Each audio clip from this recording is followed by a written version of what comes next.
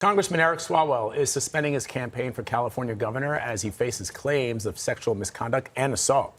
Top Democrats have pulled their support for Swalwell after claims from a former staffer were published in the San Francisco Chronicle on Friday. Since then, other accusations have surfaced, including one that is under investigation by prosecutors right here in New York City. The California Democrat said on social media that he is, quote, deeply sorry for mistakes in judgment he made in the past. He plans to fight what he calls serious and false allegations, close quote. Joining us this morning is CBS News California investigative correspondent Julie Watts. Julie, thanks so much for joining us. So bring us up to speed on the scope of these allegations, because from the moment that the San Francisco Chronicle article came out, in just a couple of hours, a few hours later, we started to see other allegations surface. Yes. Yeah, and there have been rumors that these allegations were going to come out for weeks now, mostly online. To answer your question, I don't think we know the full scope yet. I think people are widely expecting there to be more allegations. What we know is there are at least 4 women who've come forward with allegations of ranging from inappropriate relationships and inappropriate photos and text messages to assault. And even folks who knew that these were coming out, who had intimate knowledge of some of these victims, tell me they did not know about the assault charges, or excuse me, the assault accusations, rather. What I think is interesting, though, is that they do expect more. And, he came out early on and said, listen, I have never had an inappropriate relationship with one of my staffers. That, of course, would be an ethics violation. And now the victim who came forward to the San Francisco Chronicle, who is currently working in Congress, also was his staffer at the time she alleges this inappropriate relationship. So at the very least, you've got an ethics violation. Certainly now there are, criminal investigations beginning. So I think everyone widely believes that that we don't know the full scope yet. And Julie, we've seen members of his own party not be shy on this. A lot of people coming out saying that he should no longer run for governor, that he should no longer be in Congress. What's been the effect on the party?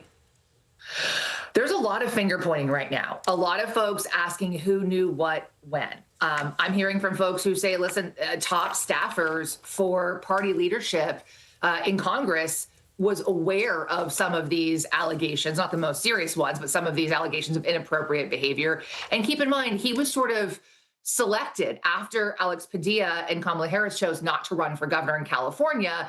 He was the sort of heir apparent. He was the party favorite. He got all the labor endorsements. And now everyone is spinning. There's this fight between really all of the Democrats left in the race as to who's going to get those endorsements, who's going to get the party backing.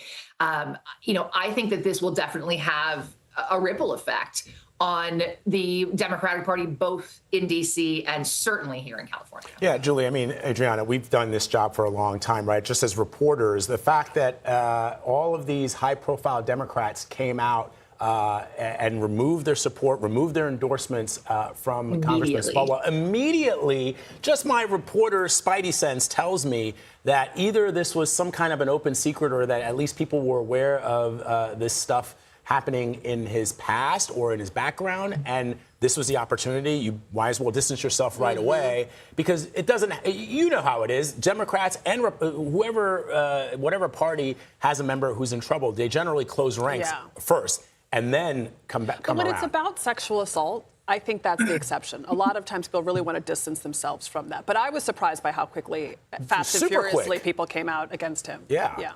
Now, we should know, guys, that he has denied these charges. I don't know that we have said that so far, but I do want to stress that he has denied these charges. He says he will fight them. He notably suspended his campaign. He did not end his campaign. And I'm told that is important because that might allow him to use some of those campaign funds for a legal defense fund. But he definitely has pulled out. And even really adamant supporters, people who came to me early on and said, this is the guy, are now publicly distancing themselves from him. So to your point, I think that it's definitely going to have an impact. And I think, more importantly, I think the Democratic Party is going to have to take a look at themselves and say, hey, who knew what? Yep. And should this have happened? Should he have been the person that we put forward if people did know about these sort of allegations? Important questions. Julie Watts, thank you so much.